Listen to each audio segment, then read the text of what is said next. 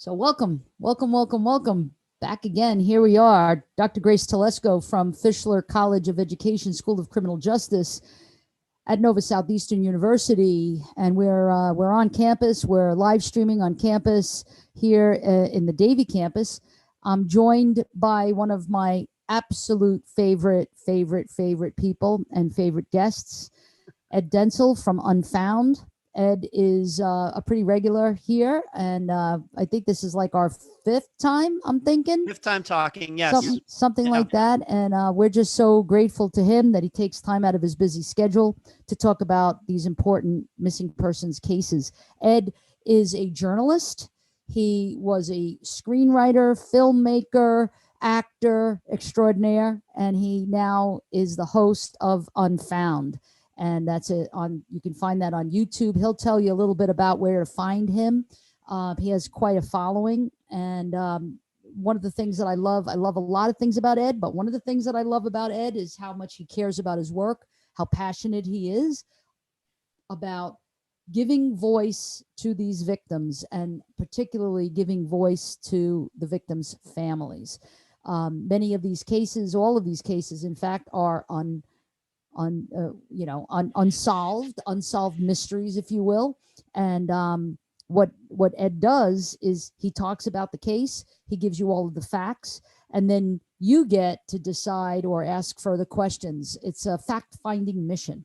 So anyway, we are so happy to have Ed back again, and we will definitely be doing this again and again and again. We just don't have another show scheduled because we're going to be going on break soon with Thanksgiving and then the Christmas break, but we definitely will resume in January.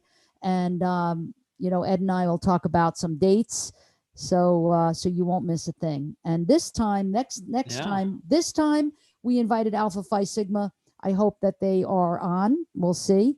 But definitely we're going to really publicize a lot on Alpha Phi Sigma. Alpha Phi Sigma is an honor society for criminal justice, and I'm one of the chapter advisors.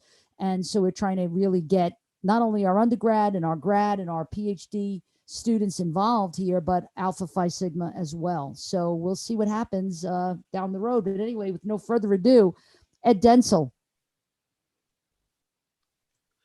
Dr. Telesco, thank you for that introduction. I'm hoping in 2021, when maybe, hopefully we can continue this in the new year, that you and I can do this in person.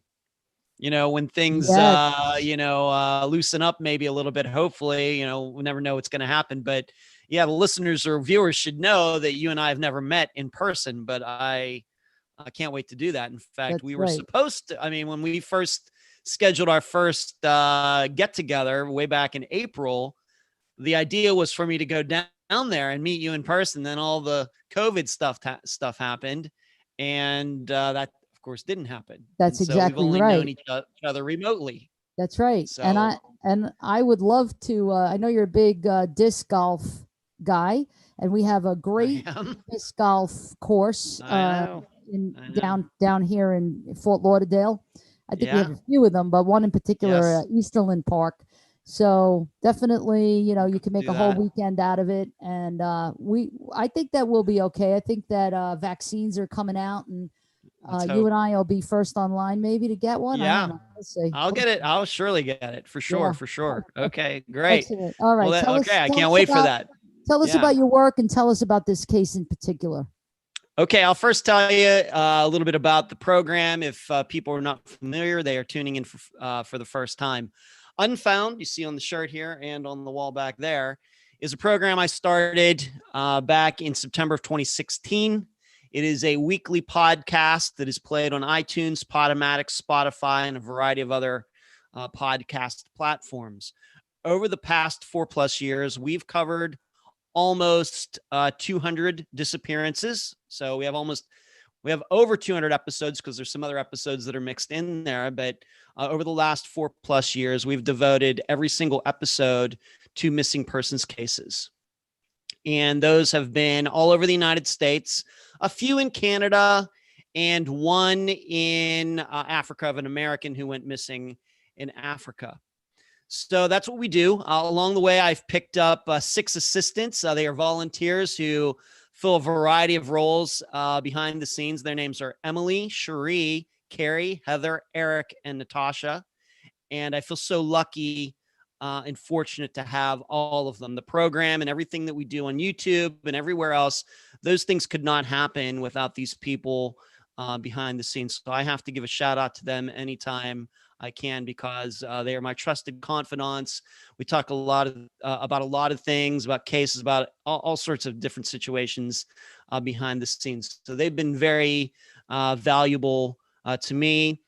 I do a live show on YouTube on the Unfound podcast channel on YouTube on Wednesday nights at 9 p.m. Eastern. It usually goes about two hours.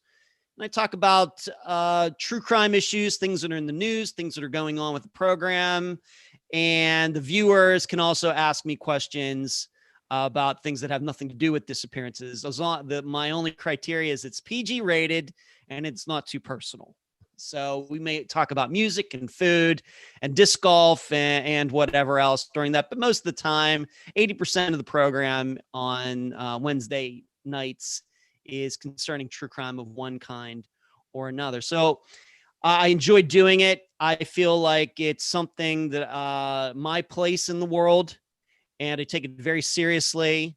And I work on this program every day of the week, even when I go out of town for disc golf tournaments. And the new episodes come out every Friday at 2 p.m. Eastern. So with all that, maybe I'll take you into the disappearance we will be talking about this evening. It's the disappearance of Robin Abrams. She disappeared from Illinois, Will County, Illinois, in 1990. And I was just saying before we went on the air is that we've covered quite a few disappearances over the last 4 years. And I just have to be honest, where police officers or deputies or retired or fired police officers are suspects. In fact, at last count, I would say about 8% of the disappearances that we've covered, a police officer of one type or another could be a suspect. It's talked about during that episode. Well, Robbins was, I don't know, maybe about the 7th or 8th, 9th, somewhere in there, the 9th episode that I ever did back in 2016, almost exactly 4 years ago. And this disappearance from 30 years ago kind of set the tone for that, because this is the first disappearance that we covered on the program where police officers were suspects, and frankly, they continue to be suspects 30 years later. In fact, even more so. And it's still probably, in my estimation, the worst one. We've had others that have come after this one, but in reviewing this, and I've gone back and listened to the original episode from 2016, listened to the interview that I did with her sister, Jody Walsh, who I've talked to Jody a few times over the last couple of weeks because she knew that we would be covering this disappearance, her sister's disappearance, on the show tonight. It's still something that you just can't believe it happened. You just can't believe it. So here's what was going on. Robin, by all counts, before she ever became, and she was a police officer herself. Maybe I should state that before we get into this. A nice young woman in her mid-20s. She was managing a McDonald's at the time, right around 1987, 1988. And what happened was one day she's working there, and an auxiliary police officer for Will County, Illinois. If you don't know where Will County is, it's the county directly south of Chicago in the state of Illinois. He came in there and started talking to Robin, and he thought, you know what, maybe you should, we're looking for women in the police department. There's some openings. Maybe you should consider that. Well, this kind of got Robin's attention because her own father was a police officer. So she said, okay, I'll give it a shot. And even though she was a manager at McDonald's and she was already in her mid-20s, it seems to me that when people decide to get in law enforcement, maybe they're a little younger than that. and they don't maybe come from going from being a manager of a McDonald's to becoming a police officer, but maybe. So she signed up, she got into the academy. Well, at the same time, and as I now, I don't know how many people knew this, but she started a relationship with Tony Marquez as well. So he was not a full-blown police officer. He was an auxiliary police officer, meaning he was only called out if they needed more police officers. He was essentially a volunteer, not paid. At least at the time in Illinois, they were allowed to carry guns, but they would be called like for crowd, like directing traffic, things like that. And in fact, here in Clearwater Beach, I've seen some of those officers around here as well. But he was really an insurance salesman. And that's, I think, what he continues to do to this day. But he got involved with that and then convinced Robin that she should be doing it too, but as a full-blown getting paid police officer. So she gets into this.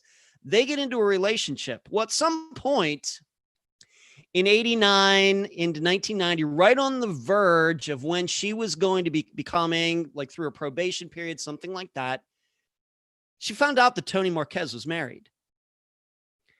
And because of that, she immediately broke it off. And what started was a never-ending stream of harassment, not just from Tony Marquez, but from other deputies and superiors in the Will County Police Department. Even though she was there, she was working with some of these people, there was a never-ending stream of harassment. And it continued on. And in fact, this was even witnessed, and I got to talk to this person. This was even witnessed by another Will County police officer out in front of his house. He didn't know, he knew Robin, didn't really work with her, but he knew her by name. She knew him. But at the time, he did not know that, what was going on, these things that they tried to keep out of the sight of other people. But one of these incidents happened right out in front of his house, coincidentally, near the fairgrounds in Will County. And he came out to see what was going on. And there was Robin. And even though she was a deputy on her private time, these other deputies, their coworkers, were dragging Robin out of her car, claiming that I think what this guy said was that she had broken Tony's antenna on his car. So what Tony was there were over the period of, I don't have the time span, but in this period of 1989 into 1990, over 100 charges were filed against Robin by Tony Marquez, saying that she was stalking him.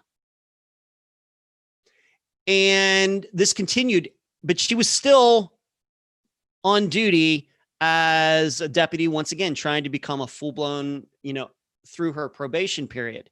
And you should know, this was just not an old boys club. There were women on this police force that were assisting in this harassment as well.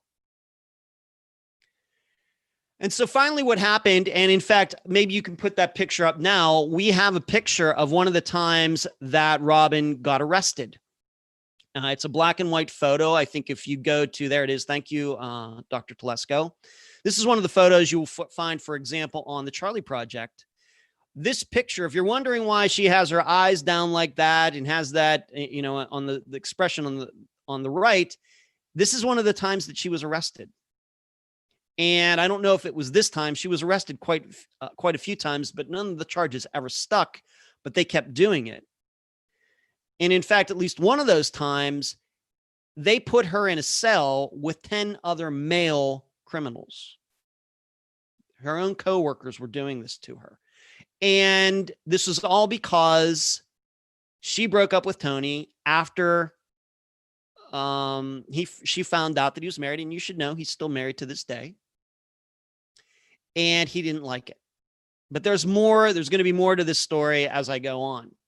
So she was putting up with all of this. The police department is quite large. These, what I would call corrupt cops, were a small number. But now what I've learned just recently is that they were in league with other supervisors, and they just kind of controlled things. And I even heard a story in which they were keeping tabs on any other good police officers to make sure that they didn't try to report anything that they found out was going on. In fact, I had one tell me that he thought his house was bugged, that they had snuck into his house and bugged his house, so he would know, and bugged his phone line so he would know, they would know what he was saying about everything that they were doing. He told me this.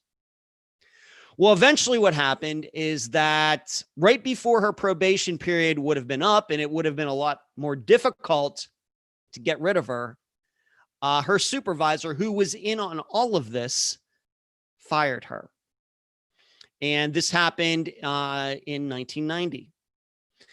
Immediately, what happened was she filed a sexual harassment lawsuit and unlawful termination, as you can imagine, a whole host of charges against all of the guys that you now see in this picture. Now, Tony Marquez, you see him on the far left. John Roma, we're going to talk about him in a bit. But all of those men that you see on the right side of the screen, Tony Marquez, John Johnson, Robert Brown, etc., they were all named in this lawsuit. And she had gone on in, she was living at home now with her parents. She's 28 years old. And she went in and she already had given her deposition, her part of the case, to the state regarding this,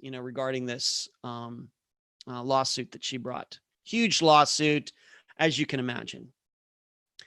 And it was after her, just days after she gave her testimony in this, is when she disappeared. Now, there was an incident that I kind of left out of this, but just to give you another example that this was not something of her imagination. One day, once again, this was still when she was a deputy on a probationary period. She was in her mother's van. They were together. Tony Marquez showed up. I don't know if he was following them or whatever. Somewhere on the road, he got out of his car and started hitting the van with a bat. And there's another story that's Robin's sister told me about that has been verified, that not long after this, all of the tires on Robin's mother's van were slashed. You should know that here in 2020 that both of Robin's parents are now deceased. But there was this endless harassment of her. And so this was, of course, what led to her filing this lawsuit after she got fired.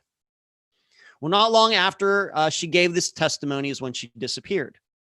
So you should know that also before she disappeared, some of these things that had happened and all these charges against her, they went to court regarding all of the stuff that allegedly Robin was doing to Tony.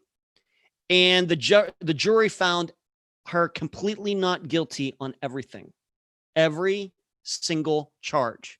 And in fact, on top of that, the judge in the case went one step farther, and he had a protection order filed against Tony Marquez for him to stay away from her, for her to stay away from him, for him to stay away from her. So that should tell you something about what the judge thought about all of this. And one more thing regarding this incident that happened, this other officer witnessed out in front of his house. While they were pulling Robin out of her car and arresting her on some trumped up charge, one of the men who was a supervisor in Will County, who was there, said, "I think we should just kill this bitch." So, and this other officer told me about this. So we have all this going on. So then on October 4th, 1990, once again, this lawsuit that she has filed against Will County, I think a lawsuit that would have ended up being in the millions. She was by herself. She had a red Dodge Daytona. Maybe some of you people remember, it's kind of a sporty hatchback type of car of the late 80s, early 90s, made by Dodge. She was by herself. She was leaving her house. She was going one way. She was by herself. And her father was coming the other direction, and they waved to each other. And that's the last time anybody ever saw Robin. To this day, nobody knows where she was going. She didn't say, but she disappeared. And very quickly, when she didn't return home, the be on the lookout for Robin was put out there. The problem, her family lived in Will County where all of this stuff was going on. Well, a couple of days later, in Harvey, Illinois, which is Cook County. Cook County is where Chicago is. So this would be the county immediately north of Will County. A woman in a neighborhood up there in Harvey, Illinois, found a purse out in her front yard. And when they went it, there was identification in it, and it was Robin's. At around the same time, her car was also found about 3 blocks away. It was locked, but the keys, from what I read, were in it. I don't know how they locked it with the keys in the car, but that's what I've been told. That's what I've read. So the car was found. The purse was found. And this is about an hour away from where a family lives. This is about an hour away from Joliet, Illinois, which is the county seat of Will County. So being that she was a resident of Will County, even though the car and everything were found in Cook County, the investigation, the department that was in charge of the investigation of her disappearance was Will County, where she was having all of these problems.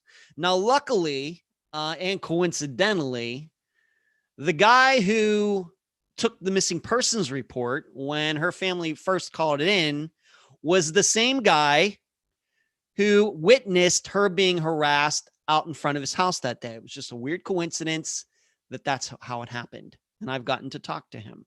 And I was just going to ask you, please. I was just going to ask you something, Ed.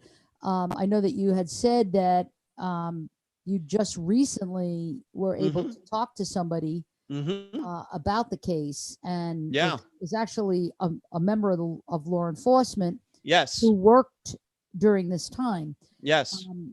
Is this a time that you want to speak about that, or are you going to talk? I will. I can't, this guy is not afraid of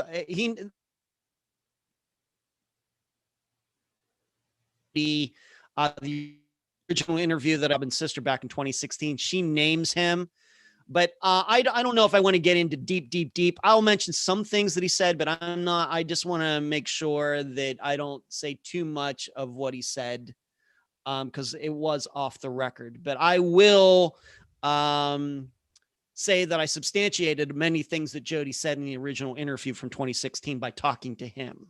Okay, so, but I will mention how that all came together before this is all over for sure. But I don't want him to feel, because I know he's watching now, that everything he said is immediately going to go to the air. We had an agreement that, we would keep many things that he said off the record, but I will talk about the things that he said in support of what Jody told me in 2016. Okay, so that's how I'm going to be handling that. But it was Jody that facilitated me getting to talk to this this person anyway. So he was the guy that took the police report, the missing persons report in Will County. But then a couple days later, her purse is found, her car is found, but not in Will County, in Cook County, but Will County is now responsible. Well, unfortunately, what I also discovered is that the person on Will County who was responsible for the investigation, this guy that I talked to, just simply took the report, but the guy who was in charge of the investigation of Robin's disappearance, once again, was one of this crew, of this bad crew in the Will County Sheriff's Department at the time. So you could probably understand how that went. Well, not long after her car was found, a witness in Cook County came forward and said, you know what? I saw the car being put there. He didn't say that it was parked there. He said, I saw the car being put there. Well, when they talked to this guy, and I don't know this witness's name, here where Jody's car or Robin's car was found, a tow truck had brought it there and deposited it there. It wasn't a person who drove it there and walked off. It wasn't Robin who drove it there and walked off. It was being towed and it was set down. I don't know if it was in a parking lot along the street, but this person witnessed it. And when the person described, and you could put that picture back up that you had up before with all of those men, Dr. Telesco, if you could. The guy who saw the two guys in the tow truck, his description perfectly matched Tony Marquez and his stepbrother, John Romo. Those two pictures that you're seeing on the left side of the screen. Okay, now we have to remember, Tony Marquez had a relationship with Robin. She dumped him, the harassment that went on, and then somehow a witness who surely did not know about anything that was going on in Will County between Robin and all these guys, including Tony Marquez, he picked Tony out of a bunch of pictures. And that was the description that he gave someone. But the problem is, as the reason we're even talking about this tonight on November 19th, 2020, is this still wasn't enough to charge anybody with anything. And the case is still unsolved. Now, you should also know this. What they were able to discover later, and luckily, not long after Robin disappeared, actually, Tony Marquez and others did get fired from the police department. Why? A new regime came into the county, and some of these guys were let go, but many of them ended up being police officers and retired as police officers that were involved in all of this. But Tony was one of the ones that got fired. To remind you, he was just an auxiliary police officer, so I doubt he was in the union or could get any protection because of that. But so this, then eventually, this was turned over. The state police in Illinois got involved. And so for many years, Tony Marquez said, of course, he had nothing to do with it. John Roman said he had nothing to do with it. Everybody's just saying, we just don't know what happened. Now, you should also know there was an alleged sighting of Robin, possibly, we're not sure, but that day that she disappeared, she was seen at a gas station in Joliet, Illinois, and allegedly Tony Marquez was also seen at that gas station that same day, allegedly. And that was the day that she disappeared. Ed, I'm gonna just Please. just interrupt 1 second. We have somebody, Betty Jean. Don't know. Okay, Betty Jean might be Alpha Phi Sigma, might be one of our students. I'm not sure, but is asking for the 2016 interview link. It's on Podomatic. If you go to podomatic.com/unfound or unfound podcast, you should be able to find it. It's one of the oldest ones, so you have to probably scroll down quite a bit to get to it because the newest ones are at the top of the page. Or you can also go to Spotify and do a search for Unfound and Robin Abrams. If you have a Spotify account, or you could go to Unfound on iTunes. It's out there in a variety of locations. In fact, I know that I posted a link on the Facebook page for Unfound as well. If somebody wants to go back and listen to that from 2016, the interview that I did with, once again, her sister, Jody Walsh is her sister's name. Thank you. So, as you would suspect, that at the time in 1990, when Robin disappeared, the family absolutely suspected that people in the Will County Sheriff's Office had something to do with her disappearance, knowing everything that had gone on. So actually, Ed, just so you know, Betty Jean is one of Robin's family members. Okay. Oh, okay. I guess okay. I know Jody. I know that Robin has 3 sisters or 4 sisters. So maybe that's one of them. I don't know. I know Jody specifically. I think she has been the main person over all these years trying to make sure that Robin's disappearance gets solved. Well, like I said, the family immediately thought that Will County Sheriff's Department had something to do with it. But of course, they were suspicious given that it's Will County that was investigating it.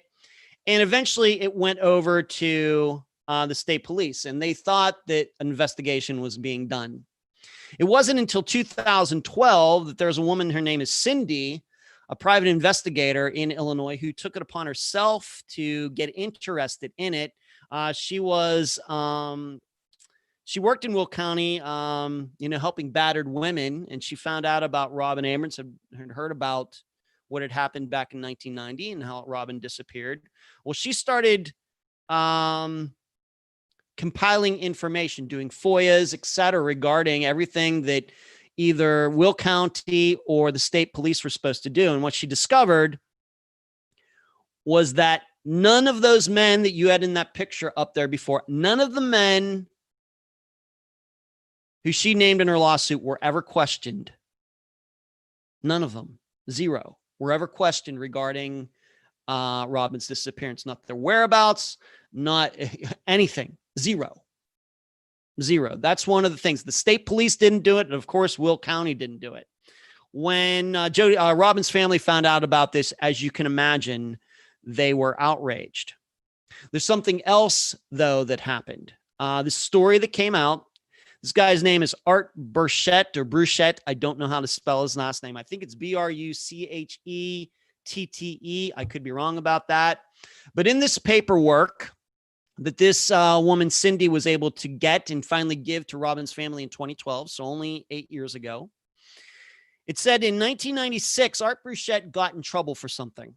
It had to do with him and his son, illegal guns or something like that. And in being investigated, he said he knew something about the disappearance of Robin Abrams. And what he said was that back in 1990, that he had believed that somebody, and he was, and just to be honest with you, Art Bruchette was mobbed up. He wasn't a wise guy, but he had dealings with the Chicago mob. And so he knew those circles. But he said that at one time in 1990, not long after Robin disappeared, he claimed some people came onto his land and buried something. And what happened was he let law enforcement know about this, and he pointed out the place where this area should be dug. But the supervising officer from Will County, when they went out to do this in late 1990 or 1991, the officer who's John Moss, who was the chief deputy. So there's like, I guess, the sheriff and then like the chief of all the deputies, kind of like the sheriff's right-hand man. He would not allow the people digging to dig in the area that Art Bruchette pointed out on his own property. He said, no, we're not going to, no, we're not digging over here. We're going to dig over here. If we don't find anything in this very spot, we're out of here. And that's exactly what happened.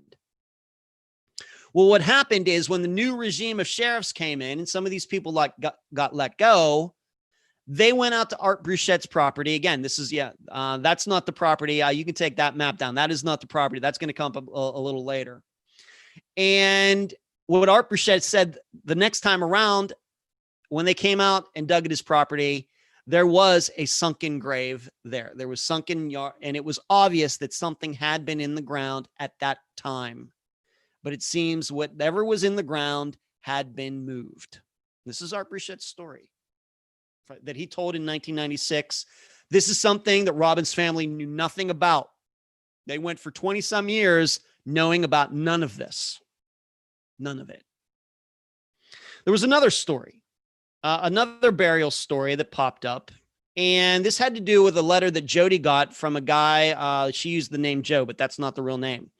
He said that around that time, he knew a guy who owned a piece of property on South Joliet Road, 12210 South Joliet Road in Manhattan, Illinois. And he said that this guy was kind of, shady and everything. And he had heard a story, this guy, Joe, that they had buried somebody on this guy's land. Well, this didn't come out until many years later. And what Jody found out is that a new person bought the land several years after that, and the guy wanted to do some improvements on that land. And as soon as he filed the paperwork, his land, his home and buildings started getting shot up. And then somebody burned his house down. And that happened in 2014. And that satellite photo, if you could put that satellite photo up there again, Dr. Telesco, you will see this house right here. There it is at the bottom of the screen. You see the West Juliet Road. I'm sorry, not South, West Juliet Road. You'll see that it is burned. And the guy never did rebuild the house. He still owns the land. And I've looked all over the place to try to find out what the cause of this fire was. I have not been able to find it. And so he never did rebuild the land. I think he moved somewhere else, but he still owns that piece of land. So as soon as he wanted to do any improvements on this land, somebody didn't want him to do that. But still, they've brought dogs out there. They still have not found anything on that piece of land, though. I should admit that. After this all happened, they brought dogs out and found nothing. Now, more recently, there was a dig that happened in 2017, and that's the blue house picture. This is an address, 100 South Margaret Street in Joliet, Illinois. There was a dig at this house in 2017. So after I actually covered the disappearance for the program back in 2016, they dug in the basement. And the reason they looked at this house is at the time of Robin's disappearance in 1990, John Romo, who was in that picture before, who is Tony Marquez's stepbrother, he was working in the basement of this house, laying concrete. I think that's the kind of work that he did. And so there was a belief that maybe due to that, he might have put Robin's body in the basement of this house. They went in there, dug around. They didn't find anything. But that has been the most recent any action, at least the public can see, of the investigation into the disappearance of Robin Abrams. Now, there was also a grand jury that was held in 2014. Nothing has come from that. But probably here is probably the kicker to this entire, and we got 20 some minutes to go. I want to leave some time for some discussion and everything. The kicker to this is back in 1990, in paperwork that I've not seen, but both Jody told me about it and this officer that I talked to knew about it. At some point, somebody in the Will County Attorney's Office in 2012, once again this year, when this private investigator got all this information, somebody in the Will County Attorney's Office called Jody and told her, I just want you to know something. We have paperwork here that says that in 1990, when this investigation first started into Robin Abrams' disappearance, Tony Marquez's wife told investigators that she believed that Tony killed Robin. His own wife said that in 1990. 30 years later, they're still married. I don't know what to make of that. But that's what this person who called Jody told her. Among all the other information that came out in 2012, that was the information that I found out. In talking to this other person recently, just yesterday, my opinion on Robin's disappearance has changed since 2016. At the beginning, I believed that this was, and this happens. I mean, in general, it's a very common scenario. Woman wants to break up with guy gets ticked off, causes the woman's disappearance. Very common. Wives disappear. We've covered quite a few of those recently. Angela Green, Marion Hurley. Very common. But I've changed my theory on this a little bit. It's obvious to me that the reason that somebody had to make Robin disappear is because her sexual harassment lawsuit, which was huge and all these people poking around and everything, was going to expose extreme corruption in the Will County Sheriff's Office at that time. I was told by, once again, an officer who worked in that department that he found out years later, these guys were all mobbed up. They were running interference for the mob, doing this, doing that. And people were afraid that, hey, you got to shut this woman up because all these investigators are going to find out everything that was going on at the time. I'm not here to tell you that the Will County Sheriff's Department in 2020 is like that. I don't know. I, of course, hope not. But it also occurs to me that you wonder if Will County or the state police would really want to get into something that would expose all of this corruption all these years later, even though they were not the ones who did it back at that time. But we all know about police departments and everything going on in the United States in the year 2020 now. But I wonder if they're just looking to sweep this all on the rug. They're just thinking hey, we didn't do this. None of us. I mean, a lot of us were just kids when this happened.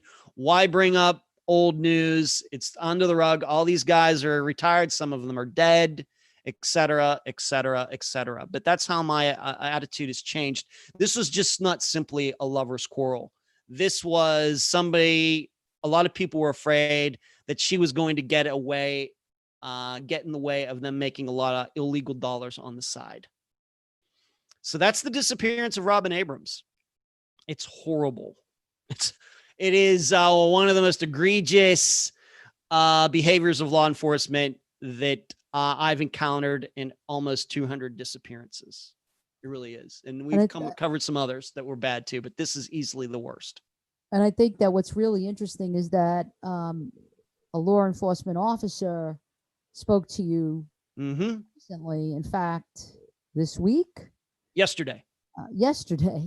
And sort of corroborates your theory, and so this isn't some far-fetched conspiracy idea, and it's just really interesting. I just finished watching, I think it might have been on Netflix. It's called The Trial, or Trial 4, I think it is. And it goes into detail about the Boston Police Department, and not too long ago, where there was this rampant corruption, and a police officer was murdered, Officer Mulligan, and he was murdered, and then the murder was sort of pinned on this poor kid who may have been in the wrong place at the wrong time, kind of thing, but then spent 20 something years in prison for a crime he didn't commit.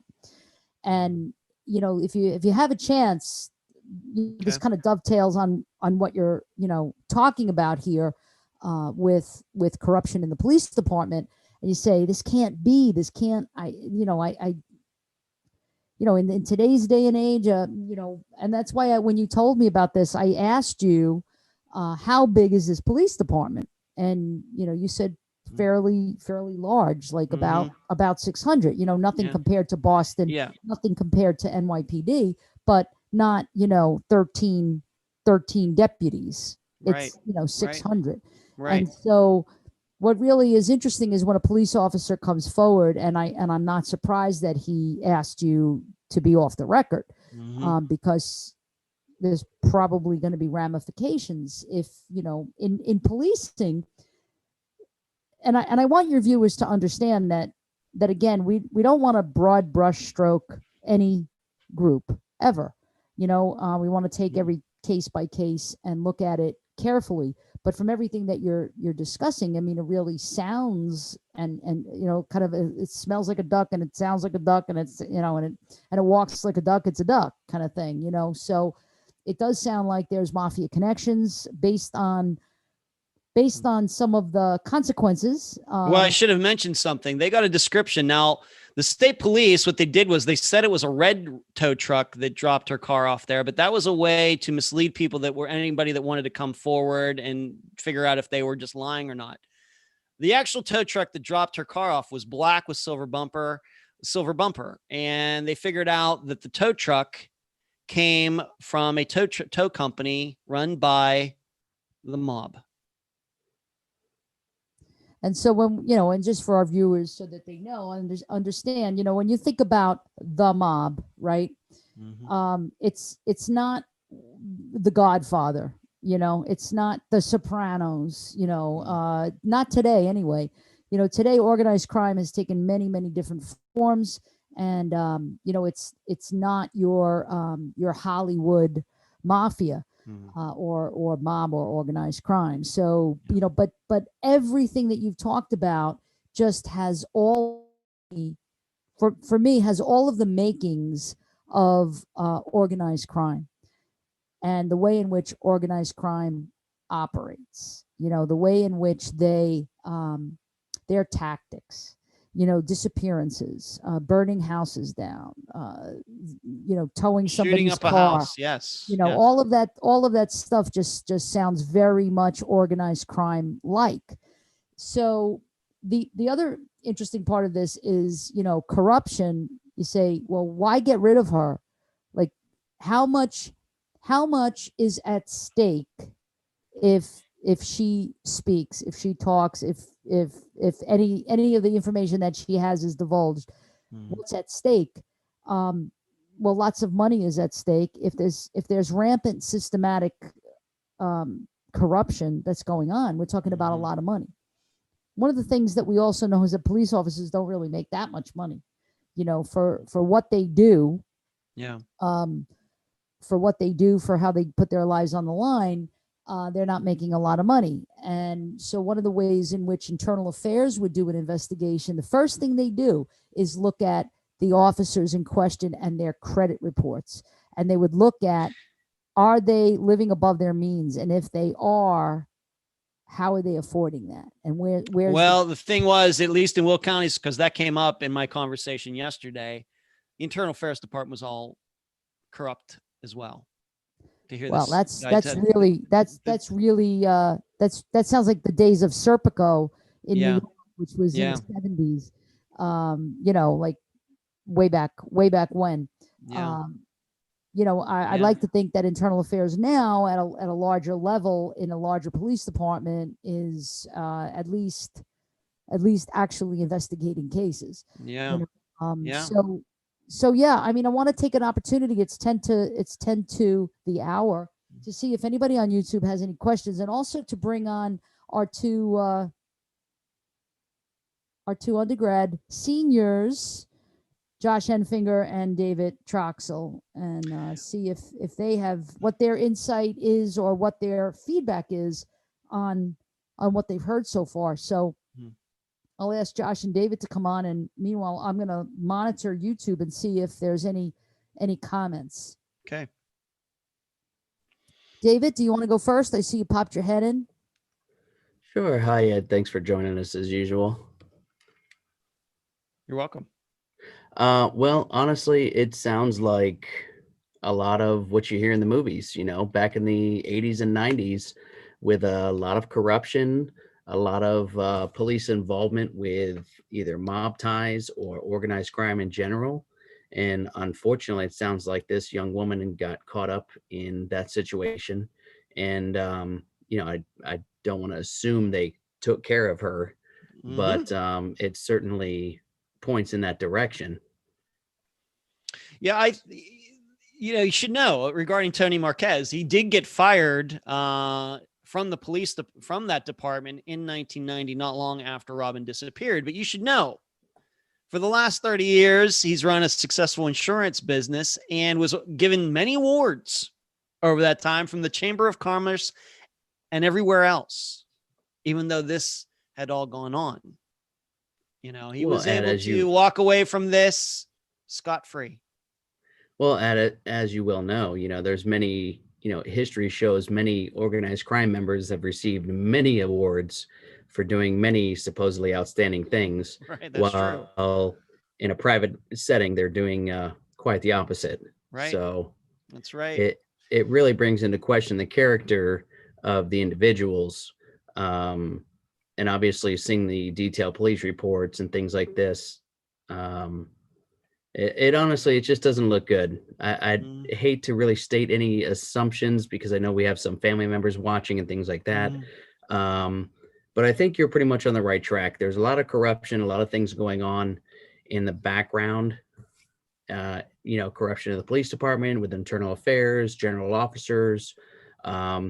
Plus, you got to look at it. You're looking at 1990 when Chicago was still very active with organized crime. So it could have very easily led back to that. Yeah. The other thing that came out in my discussion yesterday is that all of the people who were not involved in this, it's clear to me they were scared of these guys.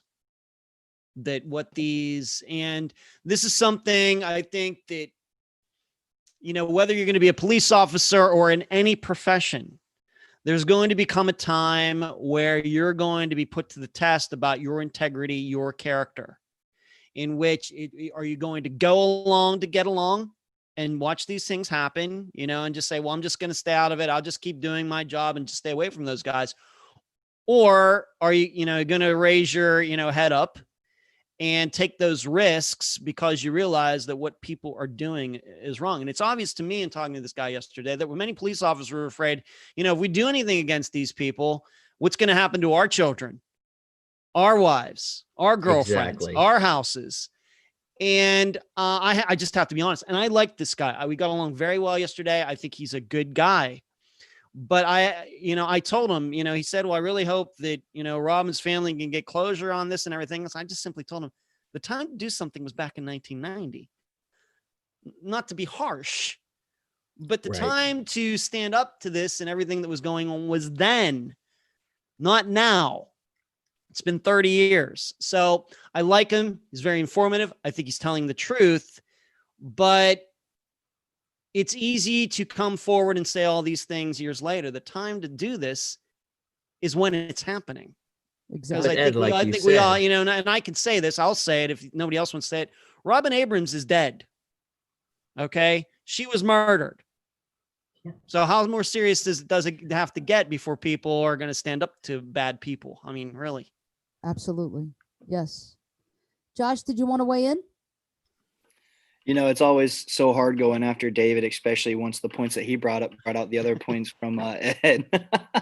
I mean, it's I guess going from like the other directions. I mean, it's so hard, especially like he's saying, like you're as a police officer, even nowadays, like saying you're considering like FBI, CSI, any of those levels. One of the threats about being at such a higher level position as some of these other guys are, especially the ones receiving awards and stuff, or some of the stuff they're completing. I'm sure there's going to be a mob member. I'm sure there's going to be some kind of destructive member or piece in society that's got that knife in your back saying like, oh, I have leverage over you. I have leverage over this if you don't help me. And like you said, like if he's a good guy and, everything, I'm sure we can't sit here and accuse without certain information. However, it's a dirty playground out there. And it just seems like you said, like we know and we feel like we know what has happened to her. And as both of you have said, there's only so much information we can go off with this without thinking constantly of like the mob or the people who he is secretly working with, people who are constantly putting that dagger next to him saying, listen to us. Yeah, and everybody should know if they're just finding out about Robin's disappearance for the first time. Tony Marquez's name has been out there since day one. It's not like we're outing him tonight. It's not like we outed him in 2016. It's not like he got outed in 2012 when this private investigator. Everybody knew this back in 1990. Everybody. Exactly. Me and David were even sitting here and we were, of course, we always like to have side discussions during this because we love when Dr. T invites us on because we get to like say it out loud into the group and to the crowd. But just us talking to each other, we're like, how is this like not noticeable in that 1990 situation? And then, like you said, then they're the dirty cops. They're in uniform, but they're not actually there doing what they're saying they're going to do. So it's, to us mentally, we're like, wow, how can we take these instances and we look them and use them for like now. And we're like, so this is how you would stop this. This is how you think about this. This is how you take the mindset of these criminals. And, it's very interesting to see how like we can piece the puzzles together ourselves. And then once we give our theories and it's like, wow, this puzzle really isn't as easy as we thought.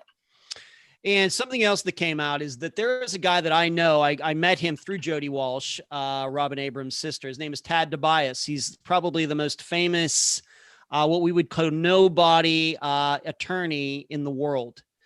He specializes in prosecuting murders where there are no bodies. And he does free pro bono work for departments across the country, looking at the cases and determining the best way to prosecute people when there is no body. Will County and the state police in Illinois have rejected multiple attempts by him to help them with Robin's disappearance. Wow. That continues to this day. He was on my program in early 2017. I haven't talked to him for a while, but I'm sure I have his phone number, email. He always gets back to me. But he is an attorney who probably could help them bring these people to justice. With his experience, they've rejected him. So there's a question here. There's actually two questions. One from Angela Hicks and the other from Twinkle Designs. I know both of them. Yes, okay. I know them both.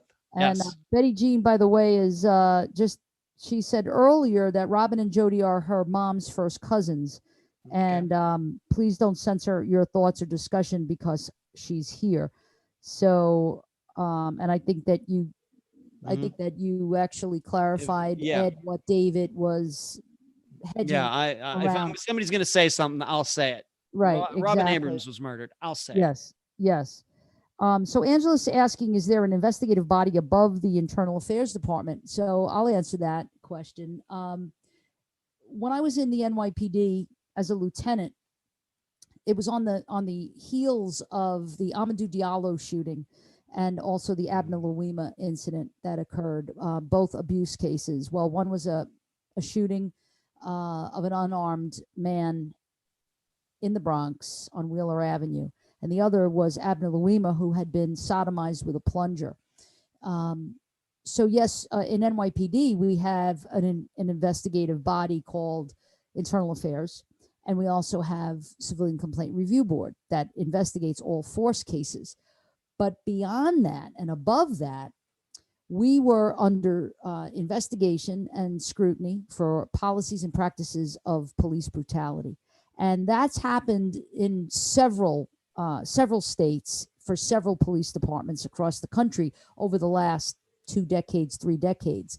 And then what happens is that there's a dissent decree. They do an investigation, and this is at the federal level. So it's the feds that come in, U.S. attorneys. They're looking at policies and practices of corruption, policies and practices of police misconduct, policies and practices of excessive use of force, police brutality, abuse of authority, all that kind of stuff. And if it's found, if it's founded, right? If these after the investigation is done by the U.S. Attorney's Office, if it's founded, then there's a dissent decree. And what happens then is that the feds take over that department, and that has actually happened in some cases for some police departments. So, in answer to your question, Angela, yes, it does happen, and it's a mechanism where beyond the local law enforcement or local police department, there is an investigative body, which is a federal body of investigation via U.S. Attorney's Office. But the thing is that you have to get to them. There's got to be enough noise that happens for the feds to step in. Otherwise, they're not going to. They're gonna have a hands-off approach, and they're gonna say, "Hey, it's your own dirty laundry. You clean it," kind of thing. You investigate it. You have an internal affairs bureau. But as you mentioned, Ed, in this case, they didn't. The internal affairs were just as corrupt. Yeah. So, or complicit, and so it takes a lot of noise. It takes a lot of what's the saying? The squeaky wheel gets the grease kind of thing. So if there's enough noise that's being made, then the feds will step in and do the investigation. The other question that Twinkle Designs is asking, or it's really more of a statement, it is amazing that this corruption state contained like it did. I don't hear anything about that state or federal level law enforcement ever got involved. The federal, no, there were no federal agencies that got involved. State police got involved at some point, but as you heard, Robin's family thought they were doing things. I guess they did a little bit, but they just did not let Robin's family know everything that was going on. And it took a private citizen who started filing requests to collect all this information to let the family know. And this is a disappearance that's 30 years old. There was a grand jury that was held in 2014. The guy that I talked to yesterday was one of those people who was called in, and nothing has come of that yet. See, one of the beautiful things about this show and what you've shared with us is that you give life to our curriculum, right? Because our curriculum at the undergrad level, for example, a bachelor of science in criminal justice, we have a couple of courses here. One of them, I'm just going to rattle some of them off: interviewing, interrogation, criminal investigations, the psychology of criminal behavior, forensic psychology. All of these would probably do really well looking at this case and then dissecting it in that content, right? You know, so what makes up a police officer who gets involved in corruption? You know, what makes up someone who gets involved in organized crime, et cetera, right? Yeah. So like some of our courses that we have are, you know, kind of right up your alley, and I would think right up the alley of all of your followers as well. Yeah. If they're interested in taking any of them, we also have a Master of Science in Criminal Justice, which we have a track, concentration that's investigative forensic technology, and investigative processes is a core course. So this is the heart of the matter right here, the investigative process, and that's what you really outlined here tonight. If I could ask you, I know we're getting past that hour mark, but I just need to ask you, Dr. Telesco. I mean, what's you know, I talked to this police officer. You know, I just stayed away. You know, what about you know, your students who are going to be maybe go work for the FBI, maybe work as a sheriff in a department? You know, how are they supposed to handle themselves if they know that there is a group within a department that are corrupt? Maybe they're not mixed up with the mob, but they're, you know, they're doing other things and they think that nobody's doing anything. You know, how do they, you know, keep their character integrity to fight these people? You know, what's the answer? Well, I mean, the answer is we hear, I mean, because, you know, we as citizens, I've never been a police officer. Right. We hear about that thin blue line, and we hear about how officers, you know, protect other officers. And I got to tell you, this is kind of what was going on there. There were officers who weren't doing this stuff, but they were certainly protecting them. You know, what does it take to break that? Right. Well, you're talking here about police culture, and police culture is something that has, you know, speaking of investigation, is under investigation, you know, by criminologists and criminal justice professionals and practitioners and researchers. What is it that makes up this police culture? You know, first of all, there's a certain type of personality, they say, that policing attracts a certain person to becoming a police officer. I taught at the police academy for many years, and I always would hear the recruits say, I wanted to become a cop because I want to help people. And for the most part, I totally believe that. I really do. I really believe that it's a calling, it's a vocation rather than a career to be a cop and to serve for 20 years or 25 years or whatever it might be. Something starts to happen in I'm just looking to see who just came in, but that's okay. Something starts to happen. We start to get cynical. We start to get burned out. We start to see people at their worst. And what happens is that you start to isolate yourself and insulate yourself with the police, with other police officers. So, for example, I do a 4 to 12. And after the 4 to 12, I go out with the squad and I have a couple of drinks. And, you know, and then I get home. And by the time I get home, I'm too tired, or I don't want to talk about this with my family because I don't want to scare them, the things that I've been exposed to. So I sort of keep to myself.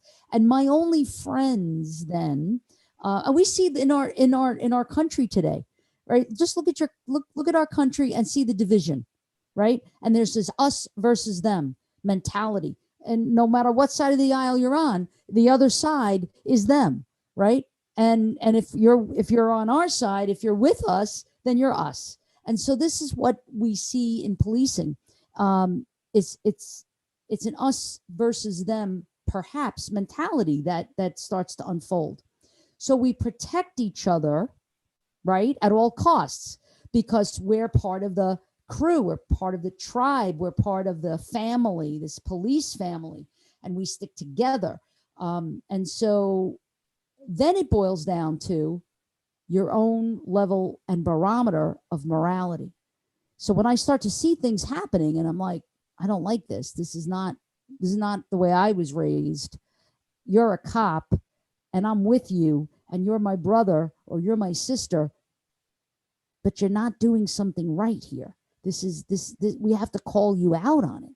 So if I call you out on it, now I might be ostracized. And if I told you before, it's a very dangerous job, seeing people at their worst. I don't want to really take the chance and the risk of you not backing me up. So if I'm, known now as the rat or a snitch, which nobody likes in any profession, I don't care if it's policing, if it's the medical profession, if it's students, then nobody likes a rat. Nobody, right? Even if the rat or whistleblower or person who had enough courage and strength to comes forward, there's going to be consequences. And in policing, you want to be really careful that you don't piss somebody off, because if you do, then when shots are being fired or you're being, there's a resisting arrest situation and you're getting your butt kicked, you want to make sure that other police officers, the brotherhood, the sisterhood is coming to help you. The cavalry. I want the cavalry to come and get me, and help me. But if I'm known as the snitch and the rat, because don't forget, this is like, if it's massive corruption like you talked about, and it's systemic. Yeah. You don't want your house to be burned. Yeah. So I mean, all of this it's very complex. It's a great question, and Without an easy answer. Without any answer, I don't think, really. Just to talk about some of the sort of explanatory factors of police culture. Why? Yeah. What makes us all tick as police? And I'll close with this. I was a rookie. I mean a rookie. Like I had I think I had like a week on the job. All right. And this is, and my two students now are going to, they're going to like laugh and say, was that during the horse and buggy era? No, it wasn't, but it was in the 80s. It was in the early 80s, before they were born.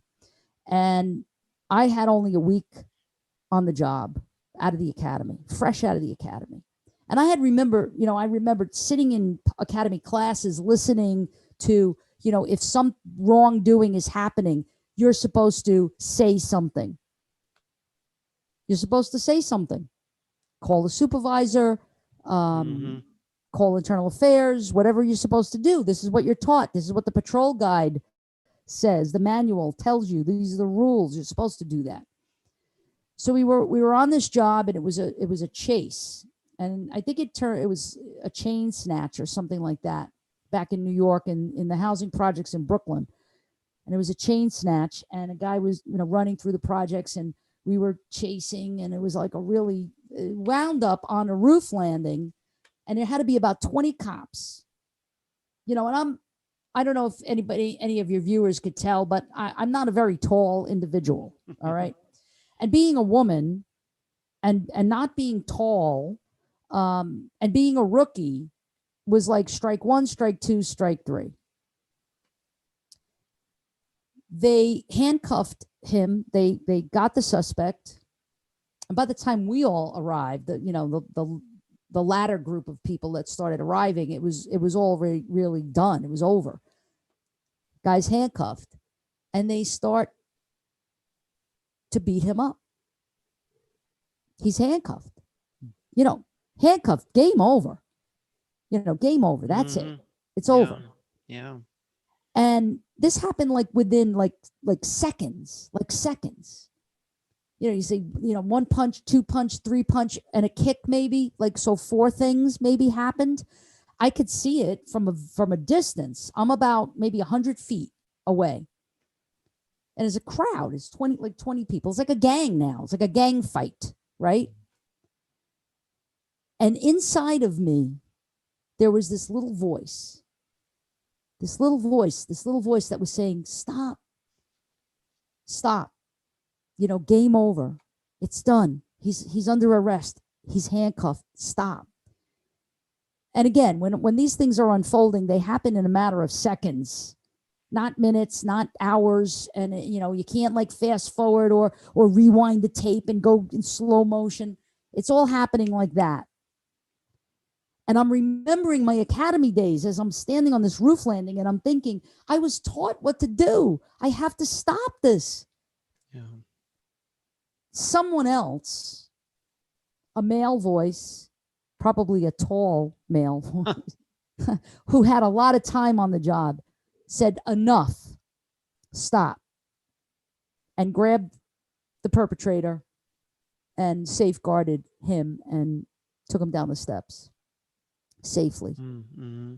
There was no injuries, thank God. But I remember that story, and I remember that incident as if it were yesterday, and it was in 1983. And I'm here to tell you that bothers me to a degree that I can't even describe. Why does it bother me? Because I wanted to say something, and I knew it was wrong what was happening, and I didn't say anything. And I don't know if I didn't say anything because I knew I was a rookie, I'm a woman trying to fit in, too short, too far away from the scene. I don't know what the reasons were, but it happened in a matter of seconds. And I'm a good guy. I know I'm one of the good guys, and my moral fiber is impeccable. And yet I didn't say anything. So that, I don't know if that answers. Yeah. Yeah. It's tough. Yeah. It's tough. It is tough. It is tough. Yeah. So, hey, you get the last word. Okay. Well, it's great being on the program. Thank you for answering that question, Dr. Telesco. I'm looking forward to 2021 when we can do this all again, maybe in person. But just so everybody knows, another episode of Unfound will be coming out tomorrow at 2 p.m. Eastern. It will be the disappearance of Gala Shaper. She disappeared from Moscow, Idaho in 1979. So we're going way back 41 years ago. And this is one of those disappearances where it looks, at least on the surface, like her husband did something to her, but then many years later, some new information, something happened that causes everybody to look at a different possible scenario. So that'll come out tomorrow, once again, 2 p.m. Eastern on iTunes, Podomatic, Spotify, and a host of other podcast platforms. Excellent. But I enjoyed being here this evening to talk with you, to talk with some of your students. Yes. And to talk about Robin Abrams. And I'm hoping that this is going to put new light and on this and ruffle some feathers up there in Illinois. Excellent. Thank you so much again, Ed, for joining us. And yeah, I'm welcome. really looking forward to 2021 for many reasons. But one in particular is to start lining up some more shows with you, some more YouTube live sessions with you, as well as getting some other guests on as well. This was a great season of YouTube live sessions that we've had together. I want to thank our viewers for watching, and especially a lot of your followers, Ed. Yeah, thank you. Yeah, they're very loyal. I thank all of them. They are very loyal, and I really appreciate that they were here. I put my email in the chat, gt243@nova.edu. If you have any questions about our programs, about anything that we do, about our bachelor's degree in criminal justice, our master's degree in criminal justice, or our PhD in criminal justice, to please feel free to reach out to me, and I'd be so happy to talk to you and answer any questions that you might have. I also want to thank Dr. Jacobskind, who was on, and Dr. Kushner, one of my bosses, who was on.